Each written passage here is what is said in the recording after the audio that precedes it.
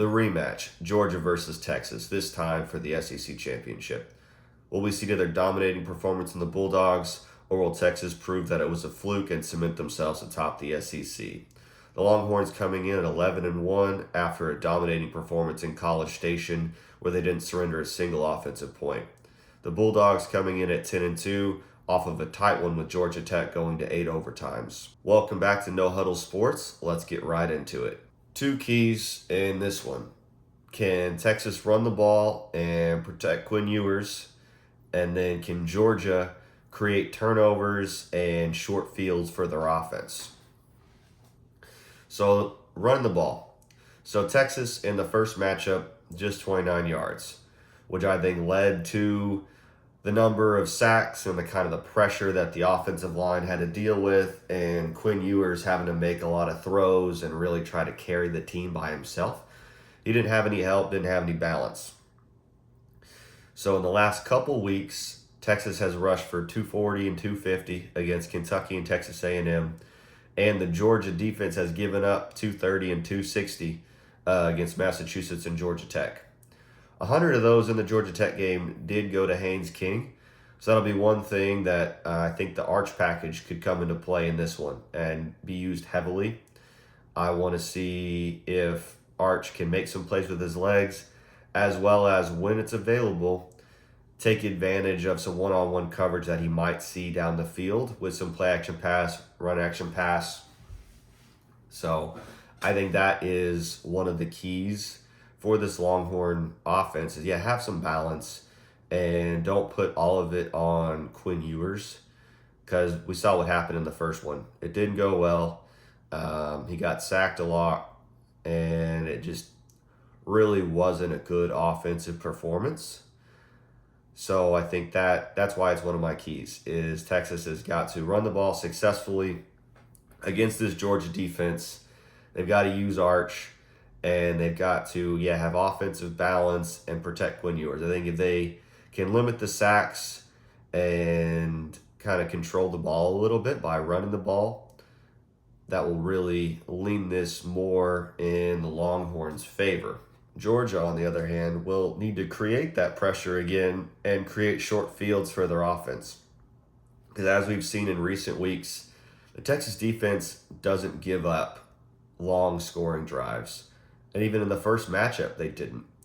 You take a look at what their scoring drives were. 4 plays, 13 yards, touchdown. 7 plays, 13 yards, field goal. 3 plays, 34 yards, touchdown. 7 plays, 25 yards, touchdown. And then 11 plays, 89 yards, touchdown. There's only one drive over 35 yards where they were able to go down and score. Texas doesn't give up long scoring drives. Texas doesn't give up very many scoring drives in general. They didn't give up any points as a defense against Texas A&M. The only points came on that pick 6 by their defense. So that will be one thing to watch is, can Georgia force Texas into turnovers and create short fields for themselves and give their offense a little bit of a reprieve where they're only having to go 40 yards or maybe even just 15 or 20 yards to get in field goal range, because I think it's going to be that kind of game where a field goal or two may win it. So if they're able to create situations where they only have to get a little bit or they get a turnover, they're already in field goal range and they don't really have to drive the ball, I think that will really favor the Bulldogs in this one. They really haven't been running the ball very well themselves. So they've got 108, 106, 59 in their last 3 games against Power 4 opponents, compared to 186, 347, and 297 through the air. So they've kind of made that flip where it's more through the air and then less on the ground. And I think that definitely favors this Texas defense because they create the most interceptions in the country, and they created 3 of them in the last matchup against Georgia. So Carson Beck had 3 interceptions, went on his stretch where he had 12 interceptions over 7 games. He hasn't had any in the last 3 weeks.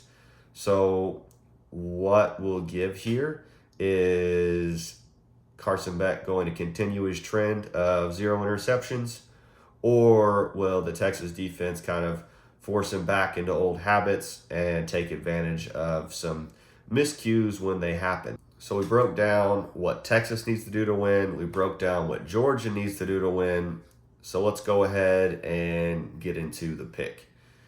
So I think Texas will be able to run the ball like they have been. I think their offensive line has improved.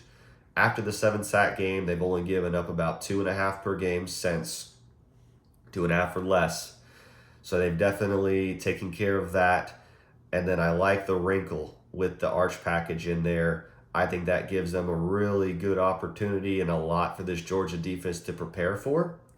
So with all that in mind, I think Texas will be able to go in there, win their first SEC championship, and beat the Bulldogs in their second matchup of the year. Thanks for tuning in to No Huddle Sports, and I'll see you in the next one.